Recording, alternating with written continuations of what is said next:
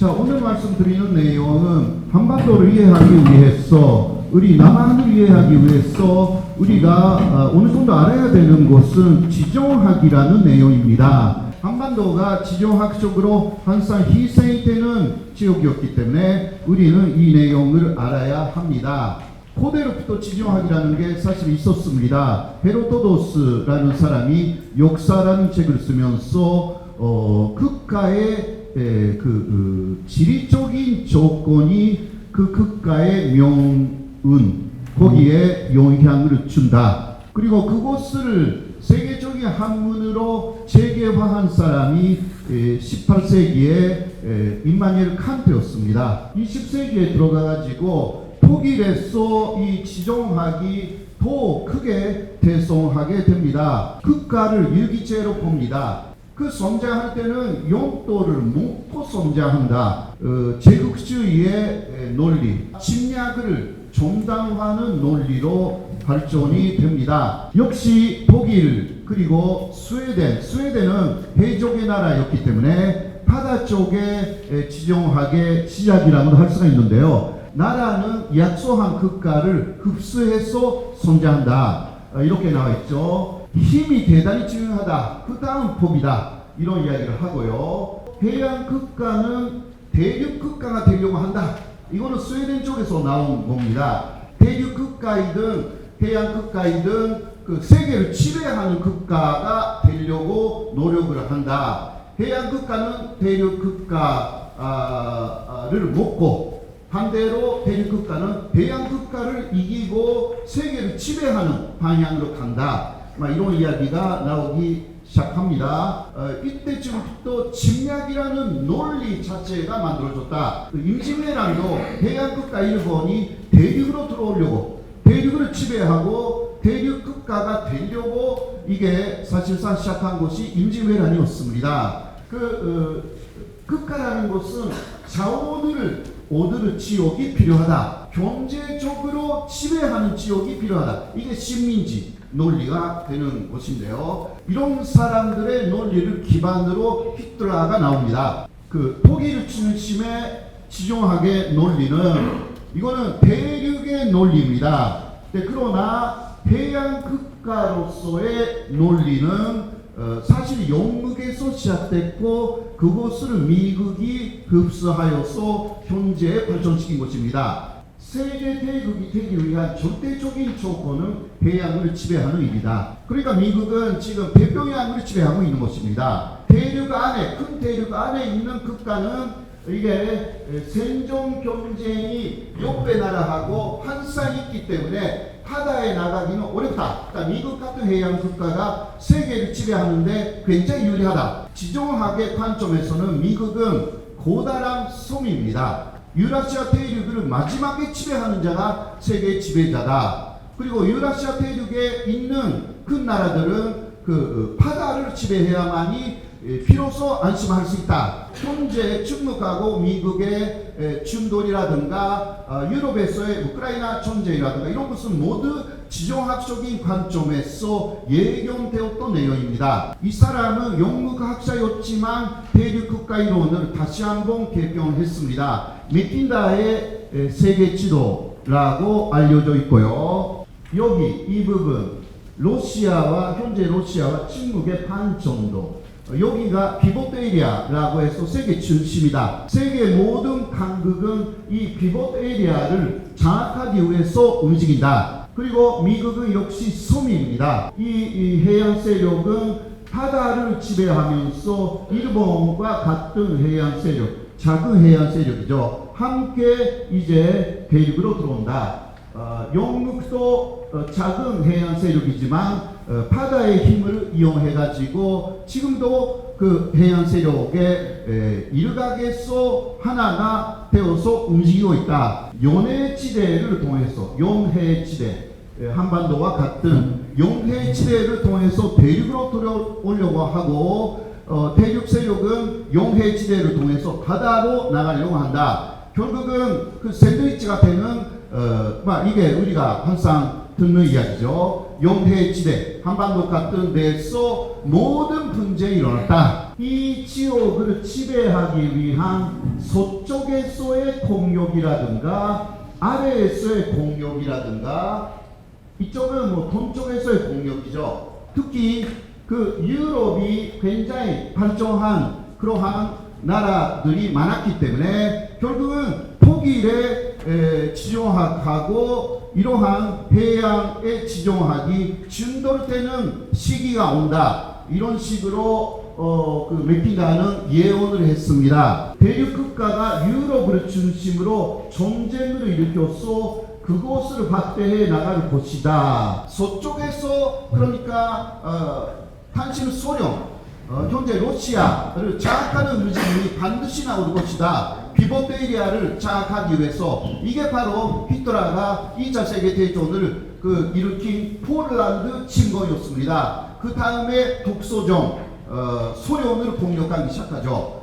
이런 식으로 그 지정학이라는 논리는 실제로 세계사에서 많이 연구되고 그거대로 움직이는 사람들이 나타난 것이고요. 우리가 경제 한반도를 중심으로 이념적인 대결이다 이렇게 많은 부분 이해를 하고 있습니다만은 본질적인 부분에 있는 것은 지정학적인 싸움이다. 쉽게 말하면 나와바리 싸움입니다. 바로 누가 대장이 되느냐, 누가 가장 좋은 자리를 갖느냐, 이게 지정학적인 싸움. 지금 세계 싸움은 다시 이념적인 싸움이라기보다 지정학적인 싸움에 가까워지고 있다. 니콜라스 스페이크맨이라는 사람인데 이 사람이야말로 한반도와 같은 연해지대의 가치를 높여준 사람입니다. 그 연해지대, 한국 같은 연해지대를 지배하는 자가 오히려 세계를 지배한다. 왜냐고 하면 대륙 국가와 해양 국가의 분쟁 모두 연해지대에서 발생했다. 6.25도 그렇고요. 또 베트남 전쟁 같은 것도 그렇고요. 연해지대에서 많은 분쟁이 일어났습니다. 그래서 이 사람이 한층 연해지대의 가치를 높여줬어요. 연해지대를 지배하는 자는 유라시아를 지배한다. 유라시아를 지배하는 자는 세계의 명분을 지배한다. 그러니까 미국은 반드시 한반도에 옵니다. 그리고 대륙 세력도 한반도를 놓치면 절대 안 됩니다. 미국은 먼 데 있는데 왜 항상 아시아에 오는가? 바로 이런 연해지대 때문입니다. 자, 이 스페이크맨이 미국 사람이었기 때문에 미국 정부에 조언을 했습니다. 비보베리아 세계 중심에 대한 침입 경로에 있는 연해지대의 주요 국가들과 미국이 동맹을 맺어야 한다. 그리고 이 침입 경로를 막는 강력한 연해지대 국가가 건설되지 않도록 해야 한다. 대일본 제국이 이 지대의 연해 국가로서의 대국을 만들려고 했습니다. 미국이나 영국은 그것을 절대 용납하지 않고 일본을 패배시킵니다. 그것을 위해서 미국을 빼고 형성된 연해지대 국가 간의 동맹을 분단시켜야 한다. 연해 국가끼리 동맹을 만들면 거기에 미국이 들어가야 된다. 우리 이쪽에서 아세안이라든가 만들었는데 아세안 플러스 3라든가 거기에 미국이 반드시 들어갑니다. 여러 가지 이쪽에서 동맹을 만들면 미국이 갑자기 와서 들어갑니다. 동시에 대륙 국가가 연해지대 국가를 지배하지 못하도록 해야 된다. 그래서 이 연해지대에서 어느 쪽이 강한 힘을 갖는가라는 것이 지정학적으로 상당히 중요한 내용이고 그것을 위해서 힘을 쓰고 있는 부분들이 지정학으로 설명이 됩니다. 연해 국가였던 조선 시대부터 간단하게 보면요. 조선은 해양국가 일본하고 이때는 대륙국가 몇 나라에 조공하는 조공국이 됐습니다. 임진왜란 전까지는요. 그러니까 일본도 이때는 연해국가처럼 대륙국가에 그냥 조공하는 그러한 자세가 있었는데 도요토미데시 분신수길이 임진왜란을 일으키면서 오히려 몇 나라를 지배하겠다. 그거는 한반도에서 막아버렸고 이순신이 일본군을 완전히 격퇴시켰기 때문에 해군이 강했던 일본이었지만 그 이순신의 수군이 일본 수군을 완패로 만드는 기적이라기보다 그 내용을 보면 당연히 이길 수 있는 그 내용이었지만 일본군을 막아놨습니다. 해양국가 미국에 의해서 개항된 일본이요, 새로운 해양국가로서 이제 강화도 사건을 일으켜서 연해국가 조선을 개항시켰습니다. 조선은 자주지방이다, 자유의 국가다. 말로는 좋지만 그러나 중국의 지배하에 있었던 그 조선하고 중국 사이를 분단시키고 일본의 지배하에 조선을 들여오는 그러한 시작이었습니다. 해양국가 미국은 일본을 개항시키고 또 그 일본은 연해국가 조선을 개항시켰습니다. 이게 청일전쟁으로 가는 거죠. 대륙국가 청나라 그리고 해양국가 일본이 청일전쟁을 일으켰습니다. 이제 연해국가 조선 내에서 전쟁이 일어났고요. 마지막은 해양국가 일본이 이긴 전쟁이었습니다. 이것을 토대로 일본은 또 중국 쪽으로 가려고 했지만 명성황후 시해 사건으로 인해서 이게 실패로 돌아갑니다. 그 다음 로일 전쟁이죠. 대륙국가 러시아 vs 해양국가 일본 플러스 미국, 영국이었습니다. 그렇게 하여서 일본을 앞에 세우고 앞세고서 이제 러시아를 막으려고 했던 것이었습니다. 그리고 일본의 패기에 있었던 미국은 그 영국하고 함께 일본의 한국 지배를 수행합니다. 이것이 해양 세력이 하나가 되어서 대륙 세력을 완파하려고 하는 그러한 하나의 사례라고 할 수가 있습니다. 태평양 전쟁은 해양 국가끼리 싸웠지만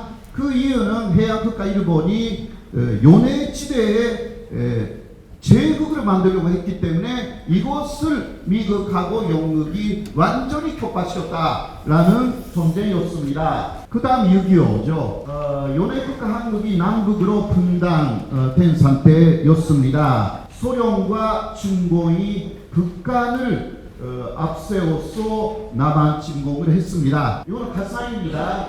한반도는 대륙 국가가 지배하는 그러한 구조가 됐습니다. 이거는 가상입니다. 대륙 국가가 연해지대 한반도를 가짐으로 인해서 해양 국가 미용비를 하고 대결을 하는 이러한 상황이 됐을 것이고 미국, 영국, 일본은 대단히 불리해집니다. 그 한반도를 통해서 대륙 국가가 다 해양으로 나가기 때문에 태평양에 나가버리기 때문에 자 그렇게 하여서 다시 삼판선을 중심으로 이제 연해지대 한반도가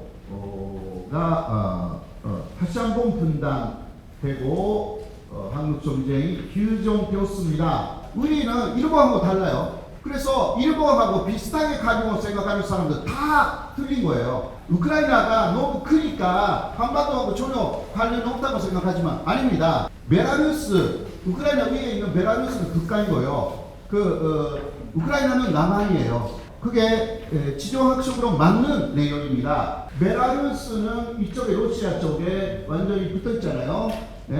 이 우크라이나는 이게 나토에 가입하려고 하는 그러한 소방 세계예요. 자 여기 이 부분 우크라이나하고 베라루스는 러시아와 나토 국가들 사이에 있는 완충지대입니다. 사실 한반도도 어딘가에 다 가버리면 균형이 깨지는 거죠.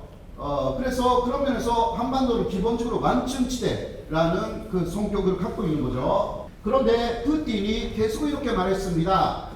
독일 통일 때의 약속을 미국을 비롯하여서 소방 국가는 지키지 않았다. 독일 통일 때에 미국이나 소방 국가는 나토를 돈쪽으로 러시아 쪽으로 1인치도 박대하지 않겠다. 그 약속을 합니다. 그 약속을 듣고 고르바초프는 알았다. 그렇다면 독일 통일에 찬성하겠다. 이게 그때 약속이었습니다. 그것을 계속 어긴 게 그 소반 나라다. 그런 문서화는 하지 않았습니다. 그래서 지금 소방 국가는 그때 협정문서 만들지 않았다. 그러니까 나토가 확대된 것은 문제가 없다. 이렇게 말합니다. 그러나 러시아는 협정문서 없어도 말로라도 다 약속한 것은 세계가 다 기록하고 있지 않느냐. 그 독일 통일 때에 나토 국가는 16개 국가였는데 그 이후 계속 확대돼가지고 현재 31개. 이게 러시아가 왜 싫어하느냐. 여기 우크라이나거든요. 다 나토에 가입하면 우크라이나도 나토에 가입하면 나토의 핵무기가 바로 러시아하고 우크라이나 국경선에 배치된다. 이것입니다. 그러니까 그 푸틴이 미쳐버린 거예요. 진짜 미쳐버렸으니까 침공한 거죠. 제렌스키는 헌법을 개정하여서 우크라이나는 나토에 가입하겠다. 이것을 명문화 시켰습니다. 그리고 지난해 2월 24일 러시아 침공 시작했잖아요. 그 전에 미국이 그 우크라이나가 나토에 가입하는 것은 우크라이나의 그 주권 행위다. 미국이 그것을 이래라 저래라 할 수 없다. 푸틴이 거기에서 완전히 일본 말로 피레를 했어요. 네, 완전히 파괴되는 거. 미국이 허용했구나. 사실상 거기 우크라이나에 대해서는 우크라이나 독립했을 때 문제가 좀 있었죠. 1,800개에 달하는 핵무기가 우크라이나에 남겨진 것입니다. 소련이 이제 그게 되어서 우크라이나가 생겼잖아요. 원래 소련의 핵무기였던 1,800개의 핵미사일이 핵탄두가 우크라이나 지역에 남았습니다. 결국은 이거 폐가를 합니다. 우크라이나를 영국, 미국, 러시아, 당시 러시아가 설득했습니다. 우크라이나가 뭔가 문제가 있을 때 우리가 지켜주겠다. 이게 1994년 부다페스트 회의였습니다.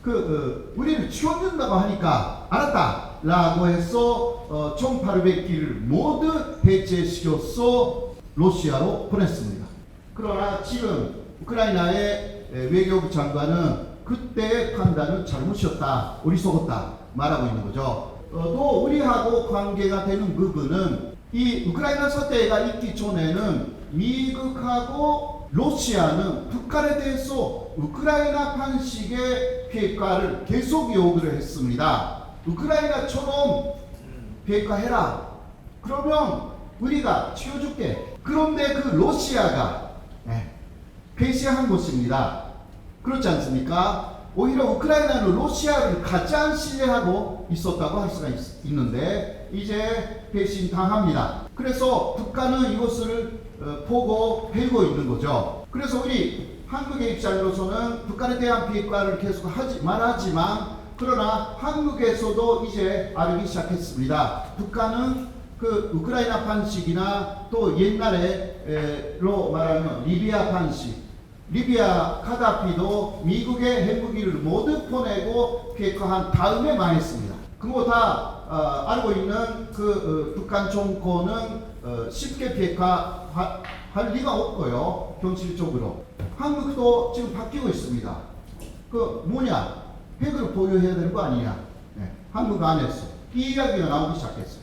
그거는 북한 비핵화를 말하면서 대단히 모순적인 발언을 하고 있는 것입니다. 그렇지 않습니까? 그거는 결국은 북한이 절대 핵을 포기하지 않는다라는 것을 사실상 감지했다. 러시아가 일본을 협박하기 시작했습니다. 미국에 따라서 키시다는 러시아를 강도 높게 비난해 왔습니다. 그래서 지난해 4월 1일이죠. 러시아 야당 건정 러시아의 탄스 세르게이 미로노프가 말했습니다. 홋카이도의 권리는 러시아에 있다. 이 사람이 누구냐? 푸틴의 입입니다.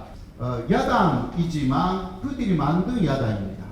푸틴이 직접 말을 하기 어려운 것은 이 사람이 말합니다. 그래서 이 발언의 전후에는 이쪽에 홋카이도의 그 동쪽에 있는 그리리오르도에서 러시아가 미사일 발사 시험을 하기 시작했습니다. 그래서 지금 일본에서 방위백서가 매년 나오지만 지난해에 방위백서 일본을 위협하는 세력으로서 러시아 극강 침묵이 정확하게 기재가 됩니다. 이거는 통해에서 러시아의 SLBM이 지난해 4월에 또 발사가 됐습니다. 그래서 이제 동해 상황이 상당히 어려워지고 있다라고 하여서 한미일 그 합동 군사 훈련이 아주 오랜만에 동해에서 지난해 9월 30일에 있었죠. 잠수함에 대한 공동 작전을 훈련하는 내용이었는데 이 잠수함은 미국의 잠수함이 여기에 동원되었는데요. 북한에서는 의아하게 생각했습니다. 북한 잠수함이 너무 크다. 이 잠수함이 아주 컸어. 일본에서는 이것은 러시아 잠수함을 용도에 두고 하는 훈련이다. 이런 식으로도 보도가 나와요. 그래서요.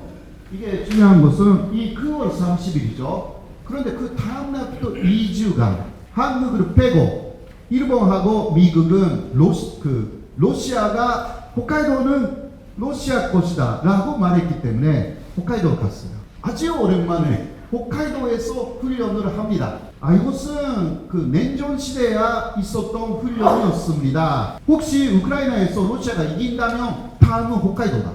이런 이야기거든요. 왜? 홋카이도 좋아합니다. 러시아가. 그 바다로 나갈 수가 있는 그러한 그동안 오르지 않는 한글을 얻게 되니까요. 아시다시피 1945년 일본이 패전했을 때 당시 스탈린은 홋카이도로 가려고 그러나 미국 대들 그거 절대 안 된다. 결국은 그 한반도가 분단이 되는 그러한 방향으로 가버렸습니다.